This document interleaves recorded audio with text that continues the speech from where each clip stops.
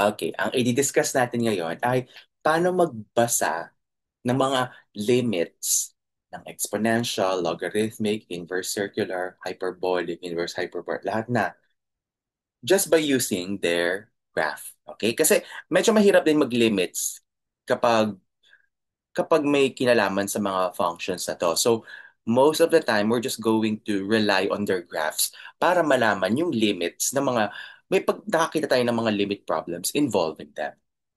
Okay, so na-encounter na natin tong slide na to before. So alam na natin kung ano ibig sabihin ng inverse function. Okay, so ayan, so, nagkapag-solve tayo ng inverse function dati. Nag-graph natin yung mga inverse function and we note that na kapag inverse function ka, mirror image kayo with respect to the y equal to the x line. Okay, what else? Saan ba tayo pupunta dito? Okay, ito na. So, exponential function. Alam natin ang exponential function ay a to the power x or tapos yung inverse niya, log of x base a. Of course, may inaral tayo, e to the power x tsaka ln x. Yan yung dalawang special type ng exponential function tsaka logarithmic function. Ito yung, what do you call this one? Natural exponential function. Ito naman yung natural logarithmic function, LX. Okay. Tapos, may mga special values tayong inaral. Namely, ano naman yung mga yun? Ito na. So, kapag meron kang graph, ano yan? Pag may graph ka, may, kapag may function ka, may domain, okay? So, alamin mo lang yung domain, alamin mo yung range. So, yung range, madali siyang malaman from the inverse. So, halimbawa, a to the x. Ano ang domain ng a to the x?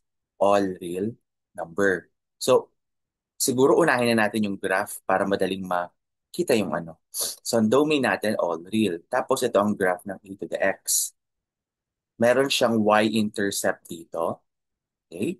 So, may y-intercept, no x-intercept. Okay? Yun naman kailangan lang natin pag may graph. Y-intercept, x-intercept. So ano ang range natin? Ang range natin, it's 0 to infinity. 0 hindi kasama. Okay.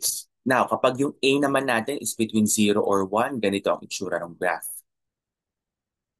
Okay, between 0 and 1. Halimbawa, 1 half to the power x. Pag ganito, pababa.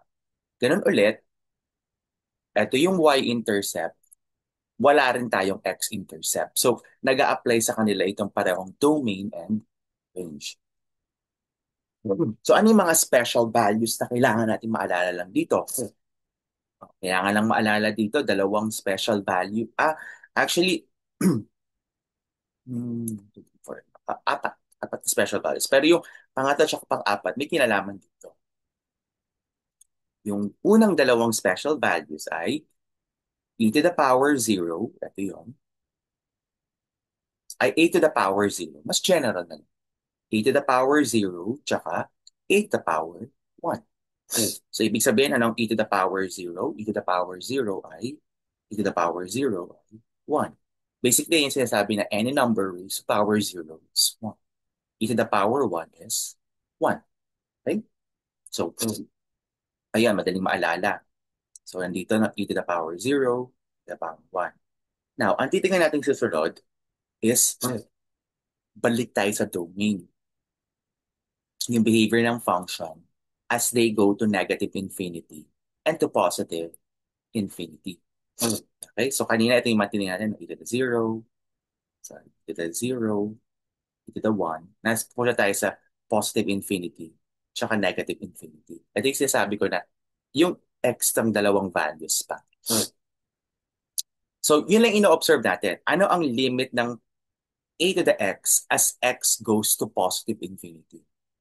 So, limit ng a to the x as x goes to positive infinity, habang lumalaki yung x, pumupunta yung x sa positive infinity, no? Saan pumupunta yung y value? Y value goes to positive infinity. So, alalahanin yung graph para maalala ito. Paano naman kapag pumupunta sa negative infinity? Pag pumupunta sa negative infinity, saan pumupunta ang y value? Sa zero. Okay? Ganun lang magbasa. Matutong magbasa ng limits from the graph. On the other hand, kapag ang a mo naman, between 0 and 1, between 0 and 1, ang limit ng a to the x as x goes to positive infinity, saan pumupunta? So yung value nila, pumupunta sa 0. Magkaiba, no? So, ingat din sa a na ano, magkapareho lang sila sa domain, range, e to the power 0 tsaka e to the power 1. Diyan lang sila magkakapareho. Pero pagdating sa limit parts, magkaiba na. Kaya dapat lang alala ang graph. So yung graph naman natin dito, as you go to negative infinity, saan pupunta yung mga y values? Sa positive infinity. Okay? So, uh, ano yung apat na values na sinabi ko? So dito, ay 0, 1, infinity. Dito, negative infinity. So minsan, sloppy yung mga, pag sa scratch paper, okay lang to. Minsan sa Math 84, naalaw na namin to eh. Kasi di ba dito, eto yung ano, minsan ang notation na ginagamit na dito, e to the power, a pala. A to the power infinity is infinity. Pag tamad na, pina-plug in na lang. O, yun yung notation. So parang a to the power 0, a to the power 1, a to the power infinity, a to the power negative infinity. Yan yung mga kailangan nyong alalahan. 0, 1, infinity, negative infinity. And they just came from the domain. Yan. Para malaman nyo ano yung mga values na kinoconsider. Nagagaling yan sa domain. And usually yun lang naman yun eh. 0, 1, infinity, negative infinity. Pero yun dito, 0, 1, infinity, negative infinity. So madali nyo siyang maaalala pag alam nyo yung graph. Okay, ano yung mga special values na kailangan alala. Okay? O, punta naman tayo sa LN. Sa LN, ganun din. Ano ang domain ng log or LN? Magbabaligtad lang sila nung exponential. 0 to infinity, tsaka all real. All real yung range. Tapos, dito naman, ito na. Ito ang graph ng function natin kapag ang a mo greater than 1. Ito naman yung graph kapag ang a mo between 0 and 1. So, ano mo papansin? This time, walang y-intercept, pero may x-intercept. Dito, walang y-intercept din, pero may x-intercept. Okay. May mga special values tayong kailangan alalahanin dito. Unahin natin yung, wag muna natin tingnan itong dalawang nasa dulong ito ng domain niya. Tingnan mo natin si ln1 tsaka si lne. Okay? Iba siya dito, no? Dito sa exponential 0 and 1. Dito naman sa logarithm 1 tsaka si e ang titignan. Ang ln1, 0. Okay? Kasi ito yung x-intercept niya.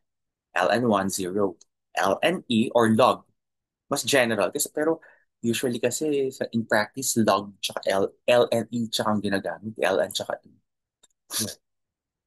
Log of base A of A, ayan, yun ang ibig sabihin lang yon, log of E base A. Basta pareho yung base dito tsaka yung nandito.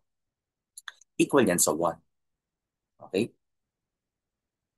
Ganun din sa kabila. Kahit between 0 or 1, ang x-intercept natin, log of A base 1, log of 1 base A, 0. Log of A, log base A of A, 1. Okay? So ito yung kailangan dalawang mga maalala. Okay. So punta na tayo sa limit parts. Limit parts, so ang titingnan natin, yung pupunta muna ng positive infinity. So, ano ang limit ng log of x as x goes to positive infinity? So habang pupunta ka dito sa positive infinity, yung y value mo pumupunta sa positive infinity. Similarly, yung papunta naman dito. O, ito may kinalaman naman. Hindi sa negative infinity ha, sa zero naman. Pero this time, zero coming from the right. Kasi lahat ng mga numbers mo dito, mas malaki sa x. Ay, mas malaki sa zero. Mas malaki sa zero yung numbers mo. Kaya, zero from the right. So, log of x base a, x coming from zero from the right, saan pumupunta yung mga values nila sa pababa sa negative infinity. Okay? Sa kabila naman, okay, kapag ang a mo between zero and one, halimbawa 1/2 ulit, kapag lumalaki yung x, pumupunta sa negative infinity yung value nila. Pero pag pumupunta from zero to the right, okay, pumupunta naman sa positive infinity. Okay? So ano yung kailangan maalala dito? 1, A, or minsan E yung pinaka-importante kapag ln. Pero pag log yan, log base A ang kailangan yung alalahan. So 1, 1, A, positive infinity, 0 from the right. Yun yung apat na values na kailangan mo. Okay? Kaya dito may nakita kayo, may cheat sheet dito parang imbis na itong part na ito, nagko-correspond siya dito. Parang nagpa-plug in ka na lang. Pina-plug in mo na lang dog of 0 plus base A is equal to negative infinity. Sa scratch paper, pwede nyo gawin yan. Okay? Pero sa Math 83, sanayin nyo muna dito. Soon na lang, yung papayagan na namin kayo na pwedeng ganyan yung notation. Okay? So ln 0 plus, ayan yun na, ito yun. Negative infinity. Ln 1, 0. Ln e, 1. Ln positive infinity. Positive infinity. O, ganyan din dito. Log of 0 plus base A, positive infinity. Kapag ang A mo, between 0 and 1, log of positive infinity, base A, negative infinity. Okay. Parang ano lang siya. So, getting used to the graph. So, yun yung mga usually kapag sa exponential and logarithmic, apat na values lang na kailangan nito na alalahan. Okay? So, big loss of exponents. May tanong pala muna ba before we move on? Ganun lang. Magbabasa na namin ng graph lagi. Lahat, pati sa mga ano natin, sa mga susunod, yung mga inverse string, babasahin lang talaga natin yung graph para malaman yung limits. Okay. Sige. Let's have this kind of example. Limit of 2 to the power x plus 3 to the power x over 6 to the power x as x goes to positive infinity. Okay. Now, maraming techniques dito. Uh, Pwede mong i-invoke, kasi di ba pag nakakita kayo ng positive infinity sa ilalim, ang technique ninyo, pinang-multiply ninyo yung highest power. Di ba kunyari, x squared plus 1 over x cubed. Ang pang-multiply mo, 1 over x cubed over 1 over x cubed, the highest power. Pero pag tingnan mo dito, pare-pareho sila ng power, x ang power ng lahat. Di ba? X, X, X. Ano para multiply? Now, there's a trick here. So there are two methods on how to do this. The first method is, pwede kang mag, pwede kang uh, mag-reasoning na out of this three exponential functions, ito yung pinakamabilis lumaki. Okay? Kasi may kinalaman ka sa positive infinity. Okay. Um, Kasi iba nga rin pala yung ano kapag negative infinity ito. Iba yung magiging kakalabasan. Will not go there yet. Ituturo ko lang itong method 1, pero mas ito ang pagtutuunan natin yung method 2. Method 1, kasi pupunta ka ng infinity. So, out of these three, maglo-logic ka, sino pinakamabilis na lalaki? Ganun din kasi idea dun x squared plus 1 over x cubed. Between x squared and x cubed, as you go to infinity, di ba pinang-multiply natin 1 over x cubed? Kasi ang reason natin, ito yung pinakamalaking power. Pero, Another reason behind it is between x squared and x cubed kasi, pag pumupunta sa infinity si x, mas mabilis lumaki si x cubed. Ito yung, so mas mabilis siyang lumalaki, mas mabilis siyang namamatay. Yun yung idea. So ito yon, mas mabilis siyang lumalaki. Kasi 6 to the power x eh. If you raise 6 to the power x to x, ano bang pinakamalaki? 6 to the power 1 versus to the power 1 versus 3 to the power 1. Diba ito yung pinakamalaki? So pang multiply mo 1 over 6 to the x over 1 over 6 to the power x. So you get this one here. 2 to the x over 6 to the power x, 3 to the x over 6 power x, tapos 6 to the power x over 6 power x, 1. So makukuha mo dito sa part na to, dahil pareho na silang exponents, 2/3 ay 2/6 to the x plus 3/6 to the x. So we get here 2 over 6, 1/3 to the power x plus 1/2 to the power x. So as x goes to infinity, okay, so meron ka ng ano, no? 1/3 to the power x, limit as x goes to positive infinity. O ano graph ng 1/3 to the power x? Pag ganon or pag ganito? Yun lang yun, kailangan nyo alalahanin. So 1/3, eto yon. Ito yung graph niya. So ang graph niya, 1/3 to the power x goes to positive infinity. Pag ganito yung graph niya, as x goes to positive infinity, yung y value, 0. Ito naman, 1/2 to the power x, mag-limit ka as x goes to positive infinity. Ito rin, ang graph niya, ganito. So as x goes to positive infinity, nag-0 din. So 0 plus 0, 0. 0 ang limit, ang ito ay equal sa 0. Okay? That's method 1, yung mag-multiply kayo ng ito. Method 2, kunyari, hindi niya talaga ma-apply yung method na alam natin na may kinalaman sa ganitong computation. Well, what you can do is, kasi is monomial lang naman to, isang term lang to, pwede mo i-distribute yung 6 to the power x sa numerator, sa bawat term sa numerator. You will get here 2 to the x over 6 to the x plus 3 to the x over 6 to the x. O yun. Ito lang yun. Pareho lang sila. So you get here 1/3 to the power x plus 1/2 to the power x. Ganun ulit, ang limit nito as x goes to 0, ay x goes to infinity, mag-0 lang, eto rin, magpupunta sa 0. So you get 0 plus 0, 0. Okay? So that's one way. Okay? Oh. So, alam yan ninyo, magbabasa lang kayo lagi. Yung graph, you always base on the graph. Okay? Now, ito yung special exponential natin, yung e.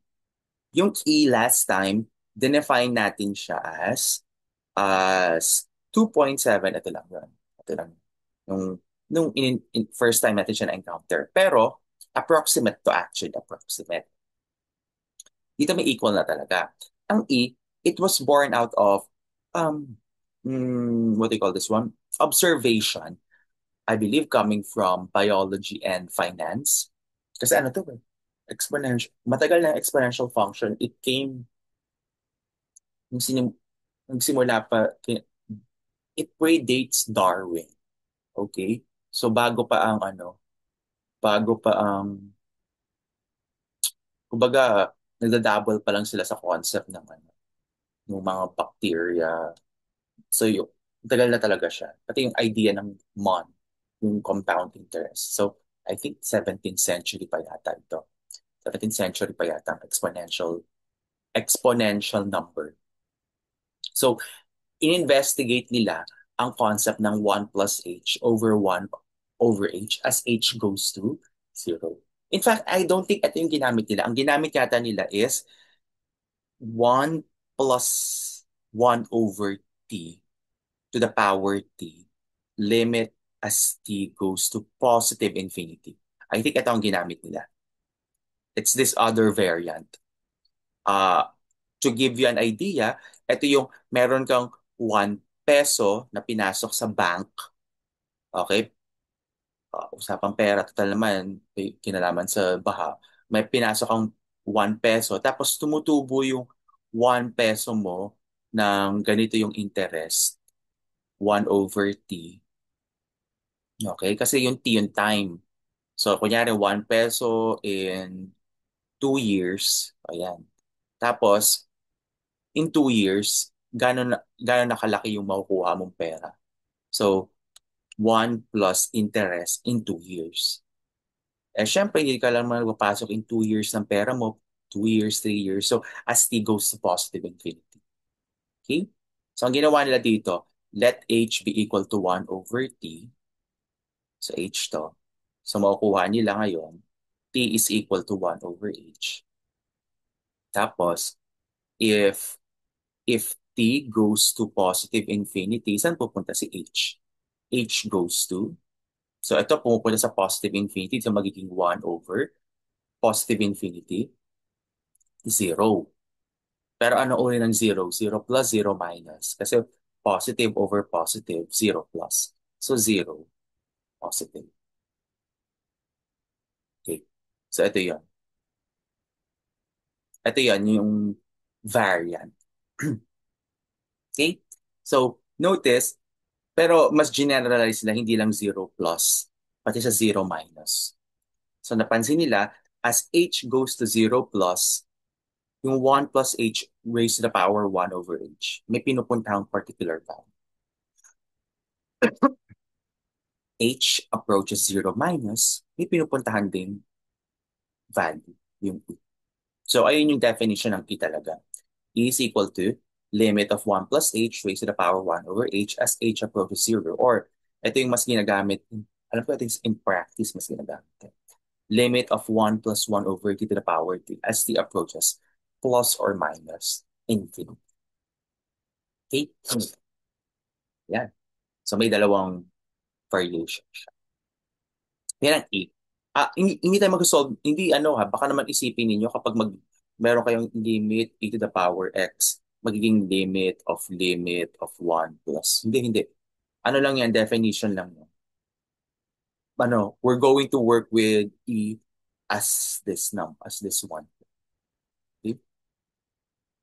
So, ganun ulit, nag-a-apply din yung mga rules ng logarithm, tsaka ng, ano ba, e to the x, tsaka ng ln n. Kung ano yung mga rules natin kanina, mag-a-apply din. Ito yung graph ng, bawang e to the x, ito ang graph niyan, okay? Kasi ang e ay 2.7 something. At ang 2.7 mas malaki sa 1. So ito ang graph niya. So, ibig sabihin, limit of e to the x as x goes to infinity, infinity. Limit of e to the x as x goes to negative infinity, 0. Okay? On the other hand, ang ln x, given na ang ln x ay equal sa log of x base e, ito yon, sa e greater than 1, ito ang graph din. So ito, mag-a-apply itong mga to sa ln. Okay? So kung ano yung mag-a-apply sa ln, mag-a-apply din sa log. Parang ito lang lagi natin prototype, yung pinaggagalawan lang natin, ln most of the time. Okay? So ito rin, pwede mong pagganahin, 2 to the x plus c to the x, tapos what if e to the x ang nasa ilo? Pwede mo i-distribute yung e to the x dito. So magkakaroon ka ng 2/e to the x plus 3/e to the x. Kaso ibang labanan na ito. Ano ang 2/e? Ang 2/e ay 2/2.7, no? Over x. Pero ano ang 2/2.7? That is less than 1. So dahil less than 1 yan, 2/2.7 less than 1, as x goes to positive infinity, pupunta ito sa 0. Kasi mas malaki yung numerator sa denominator, 0. Pero itong isa, 3/e to the x, 3/e, ang 3 kas ito ay approximately 3/2.7, mas malaki ito sa 1. Ay, sorry, mas malaki ito sa 1. So as limit nito ng 3/2.7 as x approaches positive infinity? Dahil mas malaki ito sa 1, this will go to positive infinity. So ito, 0, ito, infinity. Ang sum nila, plus to class hindi multiply, 0 plus, ito ay positive infinity. So magbago lang yung denominator mo. Magbabago rin yung sagot. Okay? Okay, ayun. At least nasanay kayo magpasa ng graphs. Okay. So, let's have this one. Limit of e to the power negative x minus 2 over e to the power negative x plus 2 as x approaches negative infinity. Okay. Pag ganito, parang, tingnan nyo, di ba? Okay, negative infinity. Ano ba yung technique natin? Yung technique natin, nagmo-multiply ng, ano yung pang-multiply ninyo? Ang highest, ano highest power? E to the negative x ba? Kasi parang sabi, oh, pa, negative x. Kaso negative infinity. So in some sense, negative, negative, magiging positive. O parang, ito yung medyo masakit talaga sa ulo. Kasi kung i-invoke mo yung 1 over e to the negative x, 1 over e to the negative x, medyo magdududa kayo, di ba? Kahit ako magdududa rin ako. Kung yun ang ipang ma-multiply natin. So what we can do here first is, let's simplify this expression. So, simplify natin yung expression na to. Ito yon.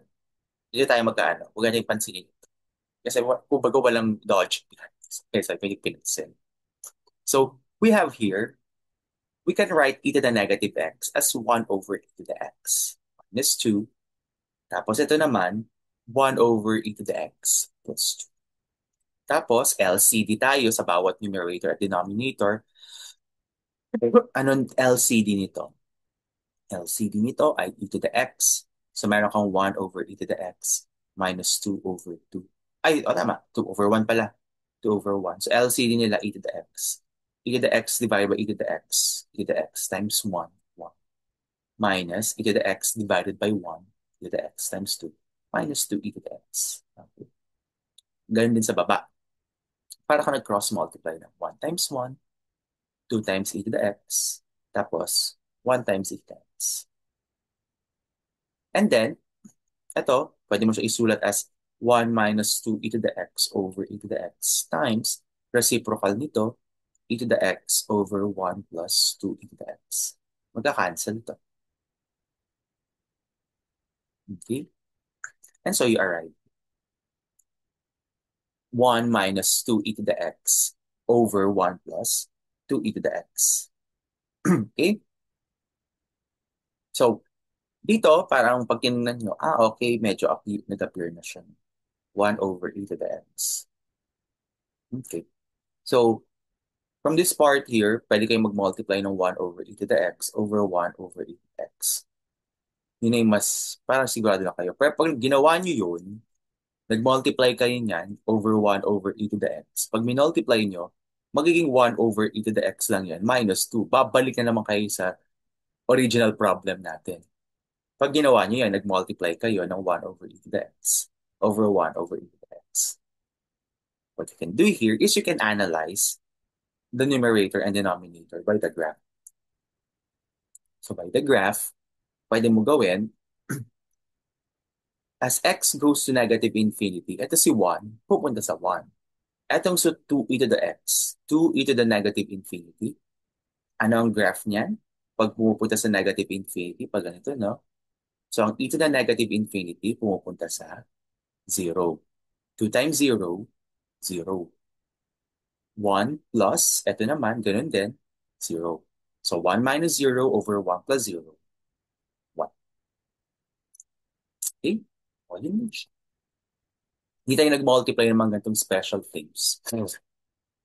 But, can actually, ito yung long way. You can actually analyze it at the very beginning. Bakit? Bakit pa siya pwede i-analyze?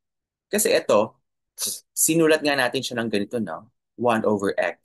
1 over e to the x over 1 over e to the x. So ito yung meron tayo. Ang 1 over e to the x over 1 over e to the x. Pwede mo ito isulat as 1 over e. Everything raised to the power x. Kasi ang 1 to the power x, 1 to the power x, 1 lang. pwede mo pagsamahin ito sa loob ng power. Makukuha natin ito. Tapos ano mangyayari?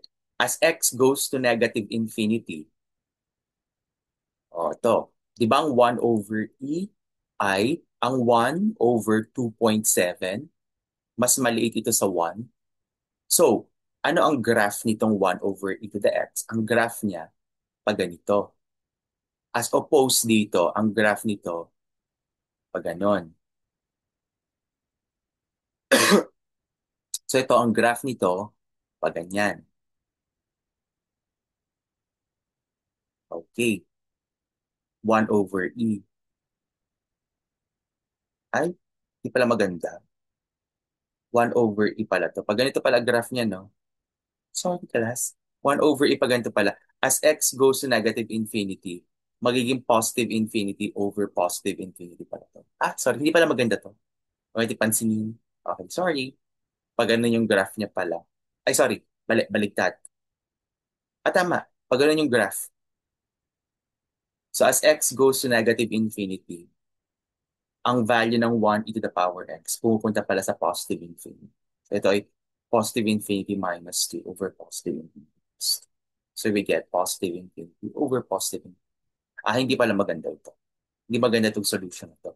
We really are going to rely on this solution. Sorry, at least nakakorrect natin yung sarili natin. Hindi maganda itong solution na ito.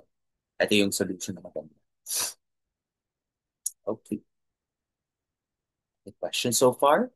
Paano magbasa ng e to the x? Tsaka, ayan, e to the x tsaka l and x pala pinabasa. Let's look at for l and x. Wala. Walang l and x. Okay. May exercise tayo mamaya dito para masanay kayo lalo. Okay. So, tingnan natin yung mga graph naman ng mga secant inverse, sine inverse. Actually, pinaka-importante dito, yung sine inverse, cosine inverse, tangent inverse. Okay, sine inverse, cosine inverse, pati tangent inverse. Especially ito, tangent inverse ang pinaka-importante. Now, alalahanin lang yun yung graph, malalaman na ninyo yung domain, domain, range, tapos saan tayo maglilimit. Okay? Saan tayo maglilimit? Ayan yun. So dito, maglilimit tayo 1 from the left, ay sorry, baliktad. 1 from the left, tsaka negative 1 from the right. Doon tayo maglilimit ngayon. Tapos, alalahanan niyo yung x-intercept tsaka y-intercept. So, ano yung x-intercept nito? 0. Y-intercept, 0. So, tatlong values lang tayo. 0, 1 from the left, negative 1 from the right. So, by the graph talaga tayo mag-aalala ng values dito. Sine 0, sine 1 from the left, sine negative 1 from the right. Para yung kanina natin, no? E to the power 0, e to the power 1, e to the power infinity, e to the power negative infinity. Sa cosine naman, sino-sino? So meron tayong x-intercept dito. Okay. May y-intercept tayo. Okay. So dito, ang x-intercept, cosine inverse 1, cosine inverse, ano ba to? Cosine inverse of 0, tapos special number to. Okay, ano ang domain natin dito? Domain ng cosine inverse, negative 1 to 1 din. Negative 1 to 1. Ang range naman niya, 0 to 5. Okay, magbasa tayo ng graph. Ano ang limit ng sine inverse x? As x goes to 1 from the left. Pag 1 from the left, ang value niya ay pi over 2. Okay?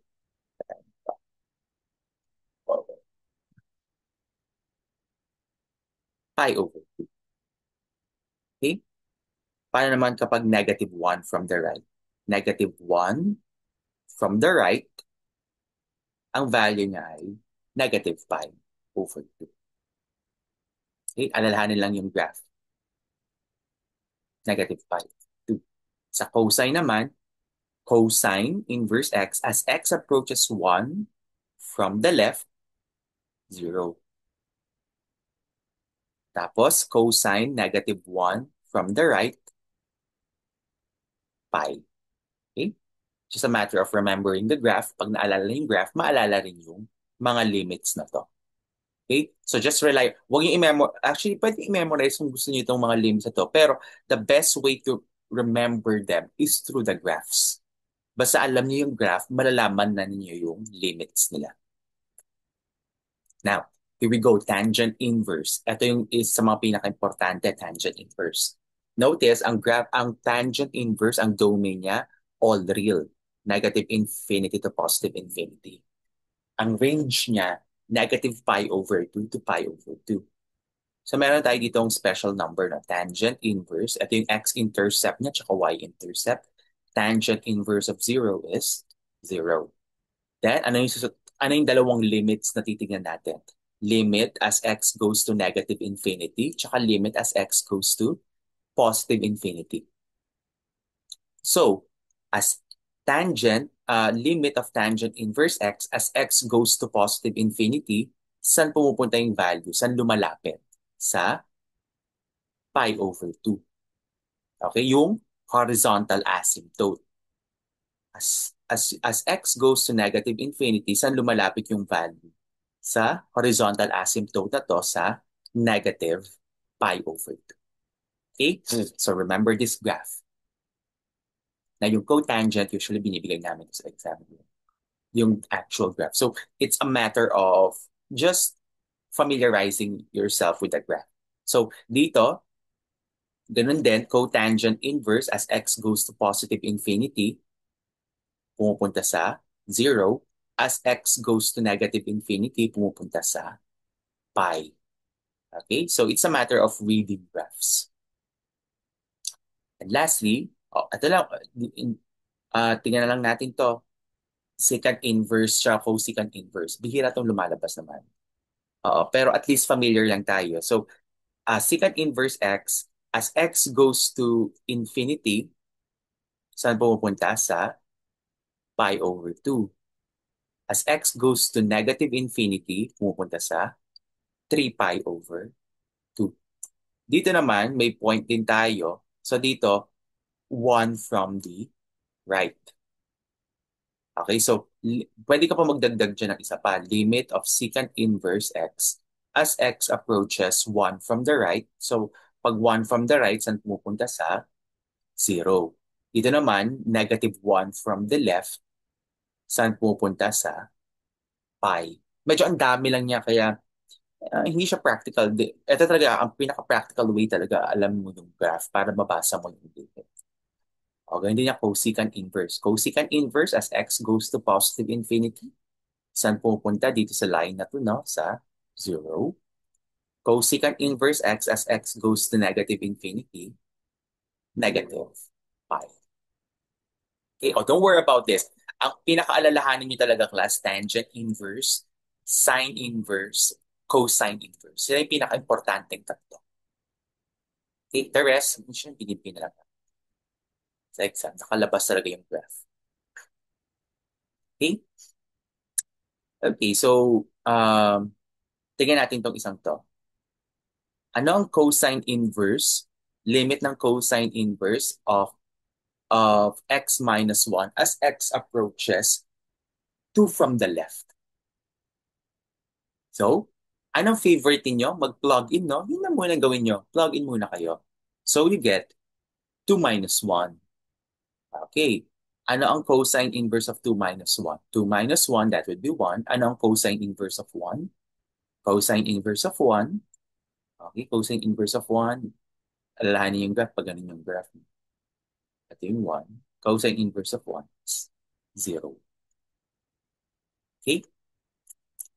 Ito, tignan natin to. Limit of 3 to the power 3 minus x plus 3 as x approaches 3 from the right. So, this would be, plug in yung pinaka-paborito nyo. 3 the power 3 minus 3 plus 3. We get here 3 to the power 0 plus 3. So, ano ang to the power 0? 1 plus 3, we get here 4. Ganun lang. Basta yung pinakapaborito mo yun, mag-plug in muna. Okay? How about this? X squared. So dito, 0 squared minus, ito na yung medyo delikado, 2ln 0. Ang ln 0, ano ha? Ito, 0 squared. Ano ang ln 0 from the left? Ano ang graph ng ln? Ang graph ng ln, pag ganito, no? Or pag ganyan. Ay, sorry, hindi pala to. ln pala tayo. Ito lang yung graph niya. Ito ang graph ng ln.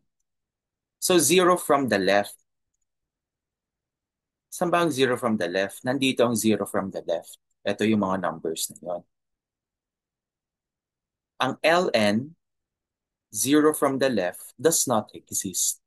Kasi, ito yung ln na. Walang graph dito eh. Wala namang graph. Nandito yung graph, 0 from the right. Kaya dapat alam ninyo kung 0 from the right, 0 from the left.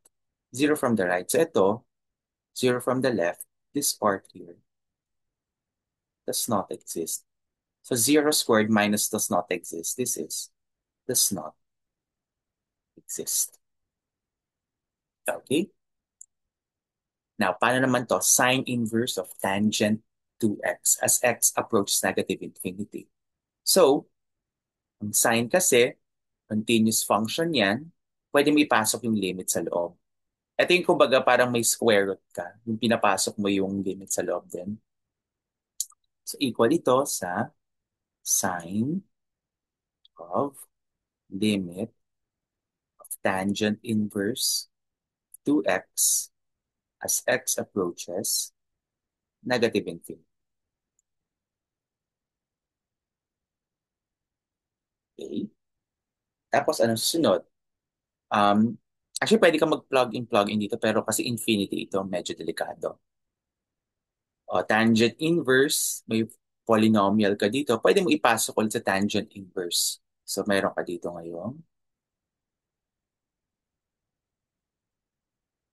Sine of tangent inverse of limit of 2x as x goes to negative infinity.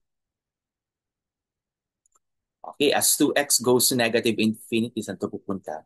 Di ba ito? Sine tangent inverse of at magiging negative infinity. Ayan na pa yan. Pwede magpaka-sloppy ng konti. Okay, tangent inverse of negative infinity. Parang plinug in mo yung negative infinity sa tangent inverse. Ano ba graph ng tangent inverse? Pag ganito, no? Yan. Ito yung pi over 2. Ito yung negative pi over 2. So, pagpapunta sa negative infinity, saan pumupunta yung mga y value? Sa negative pi over 2. So you get here sine of negative pi over 2. Tapos, ano ang sine of negative pi over 2? Kasi si sine ay odd function. Okay? Odd function si sine. Ayan, paso. Odd function si sine. Pwede mo ilabas yung negative. So magiging sine of pi over 2. Okay, ano na ang sine pi over 2? Sine pi over 2 is none other than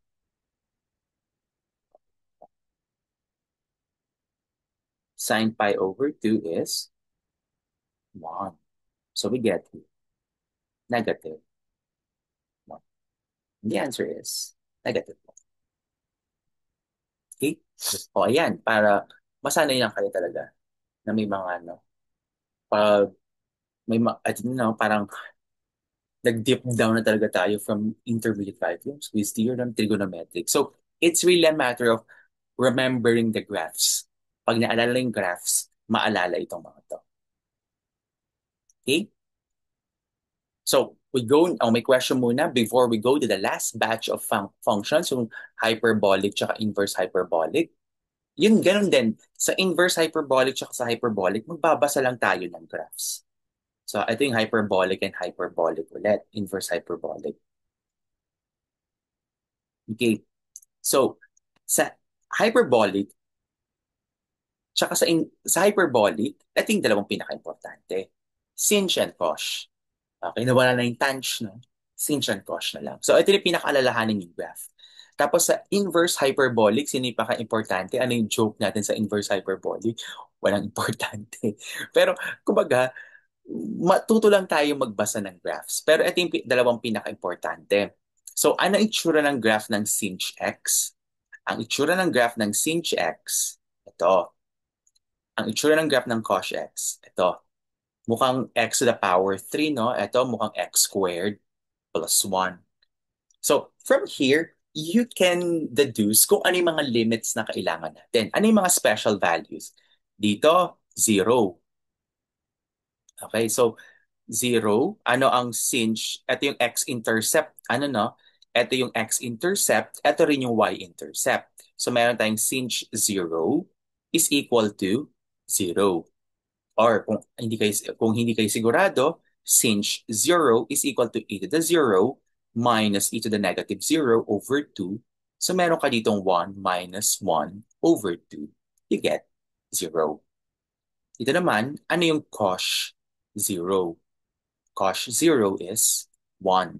Or kung hindi sigurado, ang cosh 0 ay e to the 0 plus e to the negative 0 over 2.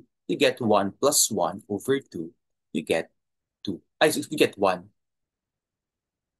Okay? O walang x-intercept ha. Walang x-intercept. So ano titingnan natin sa sunod? Limits na. Pagka sa mga x-intercepts, y-intercepts, limits na tayo. Ano limit nito? Limit as x goes to positive infinity, saan pupunta yung graph? Sa positive infinity. As x goes to negative infinity, saan pupunta? Negative infinity. Ito naman, as x goes to positive infinity rin. As x goes to negative infinity, negative infinity. O yun lang, magbabasa lang talaga tayo ng graph dito. Okay? Just remember, ito yung dalawang pinaka-importante, sinh and cosh. Then the rest, yun lang, sumusunod lang sila. O ayan, tanh. Usually, yung kamukha niya yung tangent inverse, no? Magkaiba lang sila dito. So magbasa lang tayo ng graph. As x goes to positive infinity, saan pupunta? 1. As x goes to negative infinity, saan pupunta? Negative 1. And most of the time, we provide the graphs kapag ganito na mga tanh, coth. Pero maganda, familiar pa rin tayo. Coth naman, as x goes to positive infinity muna. Pag papunta sa positive infinity, saan pupunta? Sa 1. As x goes to negative infinity, sa negative 1. O meron pa dito, no? May mga pasaway pa. O pag 0 from the right, 0 from the right, saan pupunta? Sa positive infinity. 0 from the left, pupunta sa negative infinity. Okay? So, ito naman, Sech. Yung Sech, kamukha niya yung sa statistics or sa probability, yung normal distribution function. So, dito, meron tayong special value, no? Sech of, ano ba ito? Sech of 0 is 1. Okay. Again, pag hindi sigurado, sech of 0 is equal to 2 over e to the 0 plus e to the negative 0. Reciprocal ng cosh. Okay, so ito ay 2 over 1 plus 1. 1. Okay. Dito, as x goes to positive infinity, saan pupunta? 0. As x goes to negative infinity, 0 din. Ito naman, cosech, as x goes to positive infinity, saan pupunta? 0. As x goes to negative infinity, pupunta sa 0 din. O may pasaway din dito. 0 from the right, positive infinity. 0 from the left, negative infinity. Okay? So, marunong lang tayo magbasa ulit ng graph. Okay, so ito yung mga identities na na-encounter natin. Just remember, ito yung class ha, walang ganito sa trigonometric. Special lang sa to sa hyperbolic. Ang part na to. Tapos, yung Pythagorean part. Ito, ang pinaka-importante lang maaalala ng talaga dito muna, reciprocal quotient. Itong part na to. Tsaka Pythagorean. Ito mga double measure tsaka sum difference, kahit hindi mo na maalala. So sa Pythagorean, iba siya, no? Sa yung cosine squared plus sine squared, sa atin, cos squared minus sin squared. Now, to remember that, ito yung unit circle. Unit circle sa trigonometric, x squared plus y squared is equal to 1.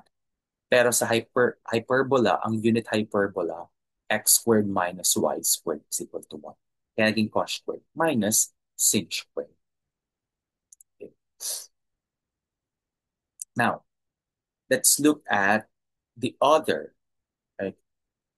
Ito na yung mga iba pang pasaway na functions. Magbabasa lang tayo ng ng limits. May graph nila. Yan.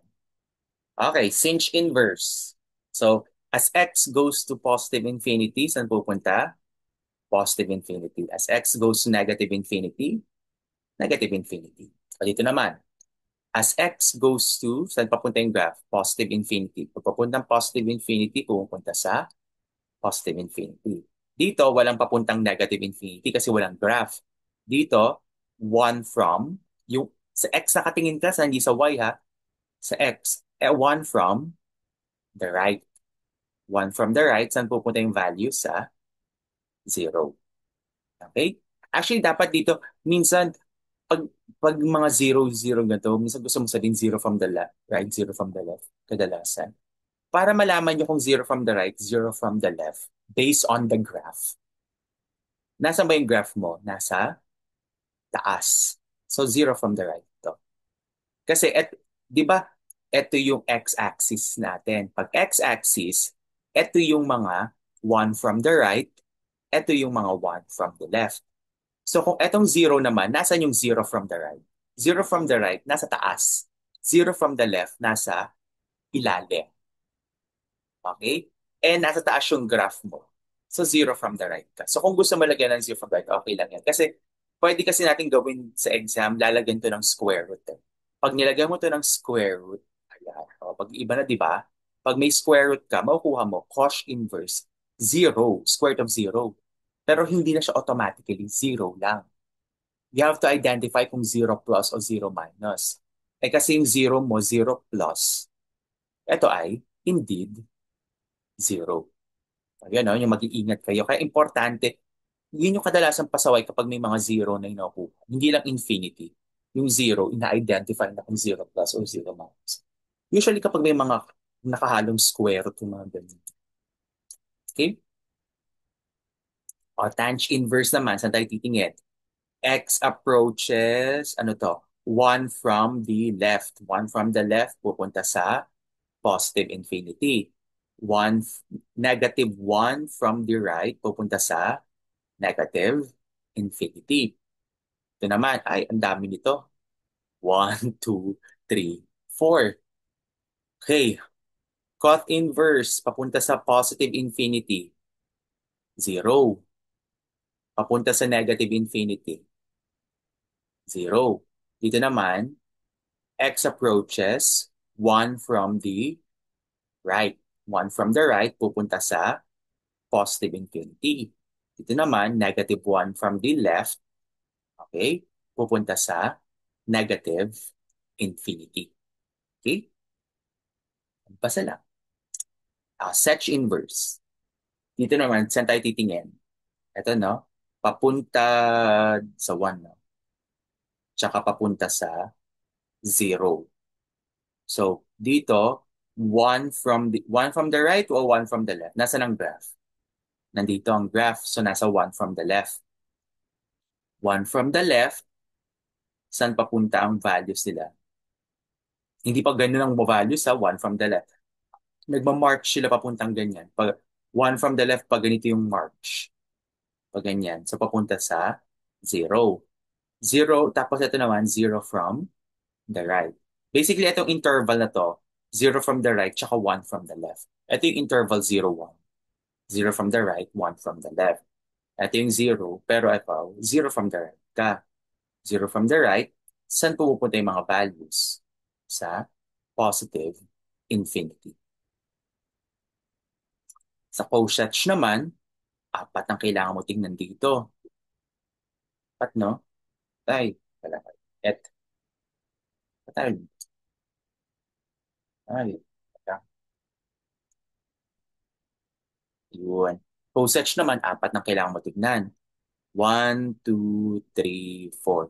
Basically, titignan mo yung mga arrows, no? Arrows tsaka points. So, pag dito, dalawa lang.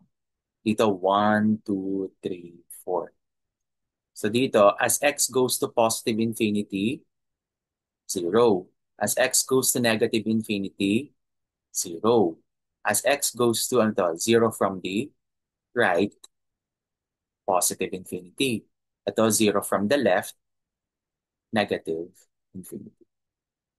Ito pala, as x goes to negative infinity, 0. Hindi na nilagay lahat kasi baka sa katutak yun eh. So, you really have to rely on the graph para mabasa yung limits. Okay? Okay. So, we're almost done. Tingnan natin to. Itong part na to. Limit of cosh x minus sinh x as x goes to positive infinity.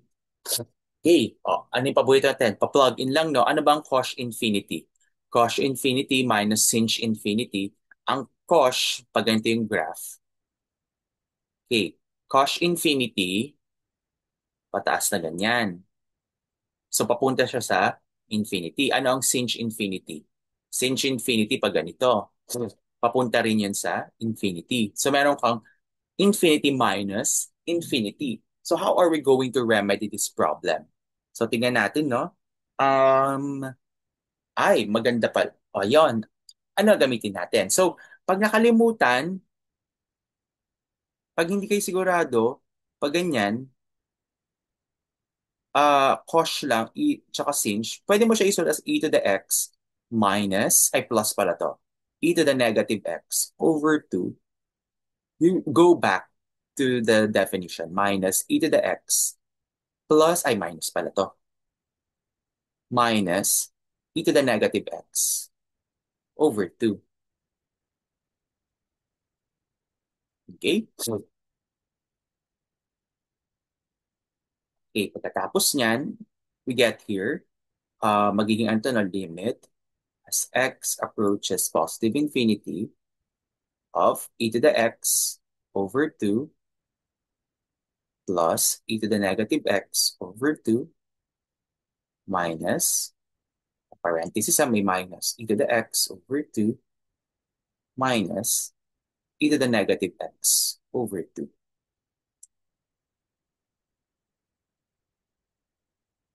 So, ano mangyayari? Um, sino magka-cancel out? Magka-cancel out, ito no?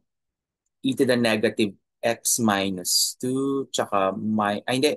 Magka-cancel pala minus, no? So, ito ang magka-cancel, tsaka ito, no? So, magka-cancel, ito.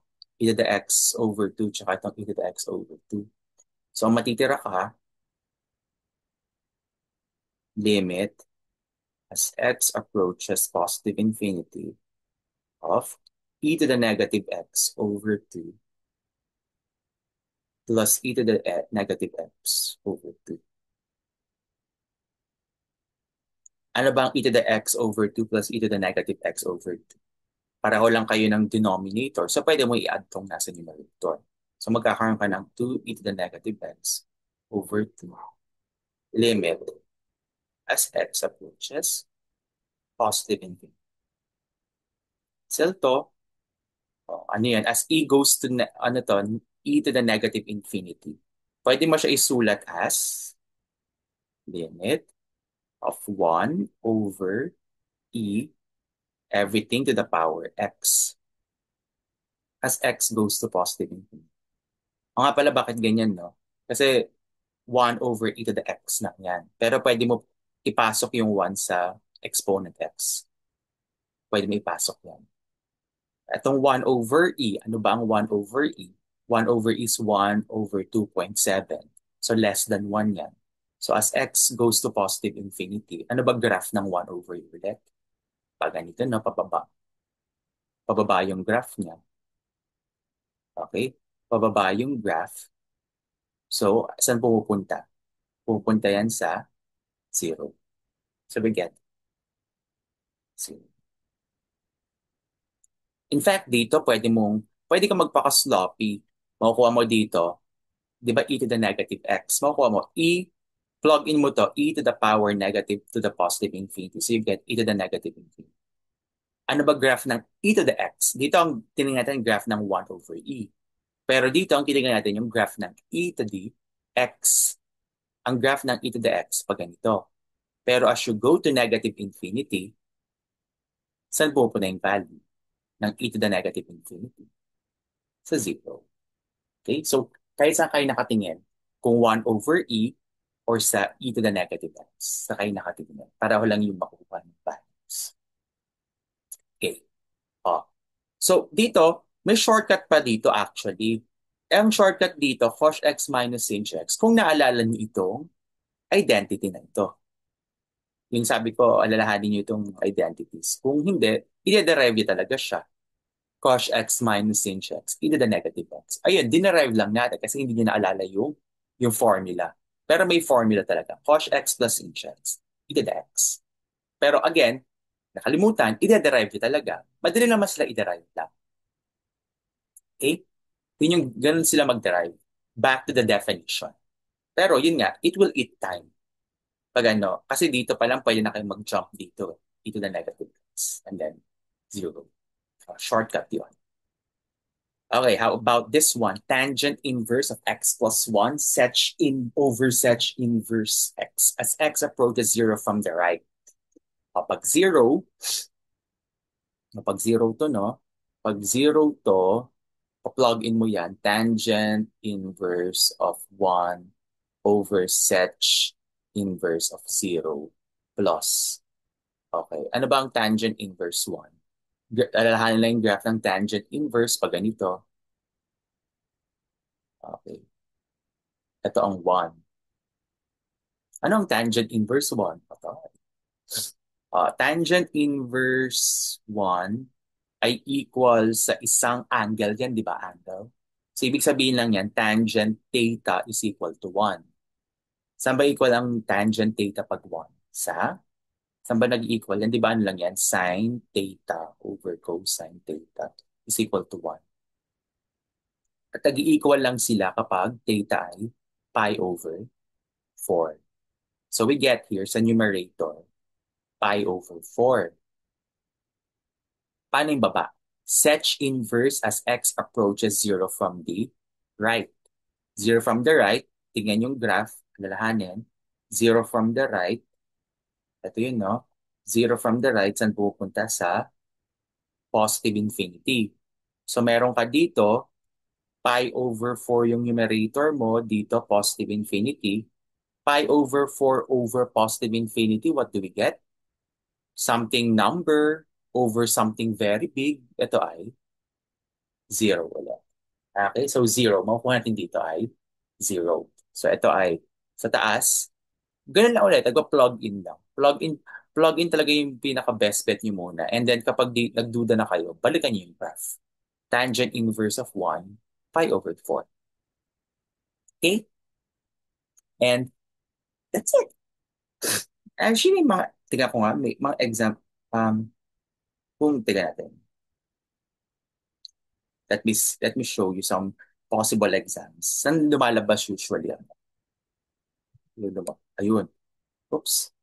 Saan usually lumalabas ang ano?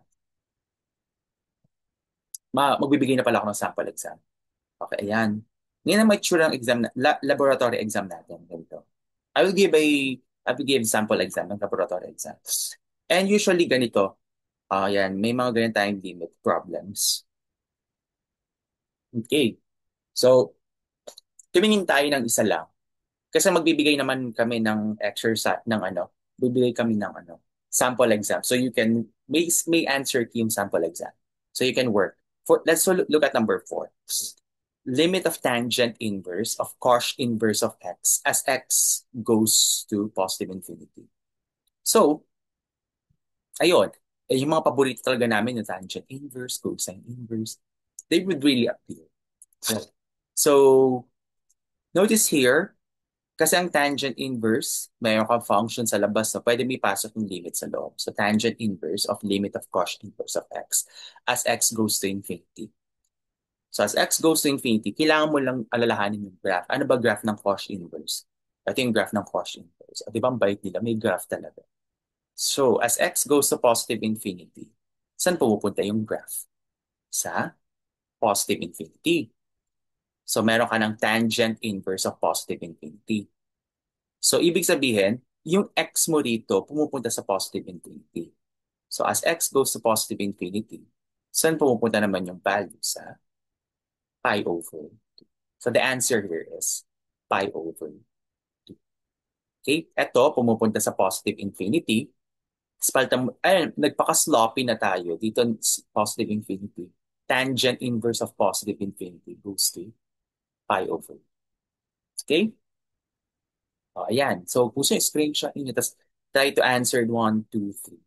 Ganun lang. Lagi kayong magbabasa ng graph. Basically, sa exam, most probably, may dalawang evaluate the limits. May etong 1 point lang sila, and then merong etong first part na evaluate the limits na 4 points. Ito puro ano lang to, polynomial, ganyan.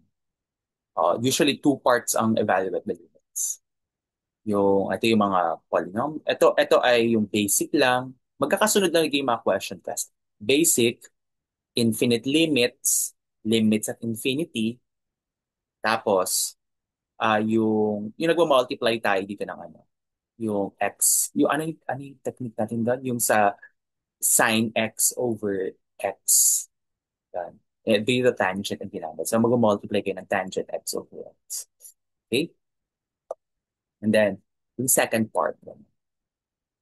Tapos ayun nga, kailangan marunong kayo magbasa ng graph. Tapos may mga, andun yung mga ano, dito I think sa lecture namin to ilalagay, may graph, tapos magto-true or false kayo daw. True or false, kailangan marunong kayo magbasa talaga ng graph. Para malaman ninyo kung masan yung mga data parts. Okay? Ayan na. Yan ang coverage of first exam. And that's it. We're done. Oo, sa Tuesday tayo mag-meet. Ulit. Any questions? Ayun yung mga ano pa dito. Into the zero. Ayan, may solution pala dito. Don't worry, bibigay kami ng mga sample exam. Dito sa part na to. Okay? May tanong pa? May tanong dito. Okay, ayun, daming tanong. Ah, masend din daw yan. Don't worry, mag-send ako ng modified version nito. Yung mas comprehensive. Kasi ito ay anong taong pa to? 2018. Oo, 2018. Pwede pa yung mag-cycle sa long exam. Ang usapan, sabi ni Lexer, baka daw pwede ang cycle. Pwede ang scientific calculator. Pero, scientific calculator ang pwede ha. Pero hindi pwede yung mga iPad, cellphone. Kailangan yung physical scientific calculator talaga. Kasi ang ano namin, pag iPad ang gamitin nyo, pwede kayo pumunta ng internet agad. Pwede nyo talagang sa ChatGPT. Tapos, nakita nyo di ba yung kahapon yung intermediate value theorem, talagang comprehensive yung solution niya. So, masira yung ano, kumbaga, wala nang kwenta kung iPad or ang gagamitin ninyo ay mga tablets or smartphones. So, it has to be scientific calculator talaga. Pwede yung may graphing, yung may graph na scientific. Kahit may graphing yung malaking screen, pwede yon. Basta scientific calculator. Okay? Hindi mandatory, optional lang. Kasi optional lang ang scientific calculator. Dito, the use of pre-pandemic, no, the use of calculators and electron is prohibited. Okay, pero eto, sige, baka yung scientific calculator lang ha, hindi pwede ibang digital electronic devices. Okay? So parang nag-relax na kami dito ng mga ano. Sige na nga, tignan na natin. Okay? So, yon, magbibigay na ako ng sample exam. And pag nagbigay ako ng sample exam, may mapapansin kayong mga patterns talaga na paulit-ulit yung ganitong style na tanong. May style of questioning talaga. Hindi siya yung sa ganitong year, ganito yung style ng questioning, sa ganitong year, ganito yung style ng questioning. Hindi. Uniform yung style ng questioning. Magisimula sa limits, followed by test 2 would be uh, continuity. Part 3 intermediate value theorem. And then, I think ito ililipat namin ito gagawin ko itong part 2 siguro. Part 2 ito. Tapos part 5 pa rin squeeze theorem. That's it. Yun lang yun. Oo, use squeeze theorem. Sabihin naman namin kung ano yung mga gamiting theorem. Parang ganyan. Okay. May tanong pa rito. Ah, may I clarify konti? Baka, tingnan namin kung October 8 or October 7 tayo. Tayong ano, Comsci. Kasi hindi pa namin nare-reserve yung ano yung, ano yun? Either October 7 tayo, 7, 8, 9, 10. Either mauusog tayo sa October 7 or October 10. Ang October 10 kasi Friday. So pag nag-Friday exam tayo, doon tayo sa 4 to 6 natin na hapon. Kung October 7, doon tayo sa 4 to 6 na hapon tayo. Tignan namin. October 8 kasi parang ang laboy kasi ang daming nagko-conflict sa NSTP. So, ang daming nagko-conflict doon. Oo. Ang differentiation ang hindi pa kasama. Hanggang limits lang.